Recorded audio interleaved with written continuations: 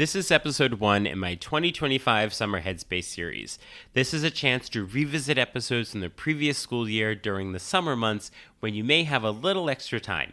Beginning on August 26th, you'll see new episodes with exciting new topics every Monday. For today, we look back at 2 of the high-leverage teaching practice episodes. This was episode 160 about creating a classroom where students use the target language confidently, and episode 162 about making language comprehensible. So let's jump in. Are you a language teacher looking for some reassurance that what you're doing in the classroom is on the right track? Or maybe you're looking for some ways to teach even more effectively. If you're one or the other or somewhere in between, you've landed in the right place. This is the World Language Classroom Podcast with your host, me, Joshua Cabral. You're about to get tips, tools, and resources so that your students continue to rise in proficiency and communicate with confidence. Let's jump in. Vamos, allons-y.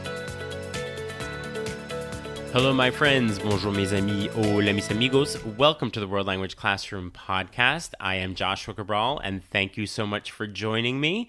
I'm going to tell you about the 2 episodes that I have put together for your Summer Headspace episode this week. And this is episode 160, which is about creating a classroom where students use the target language confidently. And this involves one of the high-leverage teaching practices from Enacting the Work of Language Instruction by Eileen Glisson and Richard Donato. Now, this is the whole idea of a classroom discourse community and a learning environment where students actively engage in meaningful communication. They're using the target language to interact, collaborate, and build relationships. It's a space where every student's voice is valued and encouraged.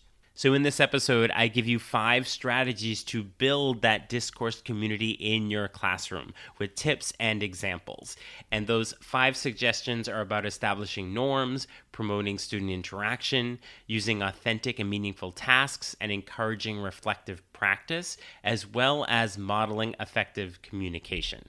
So that's the first episode. And then I grouped it with episode 162, another high leverage teaching practice, which is how to make language comprehensible. So essentially CI.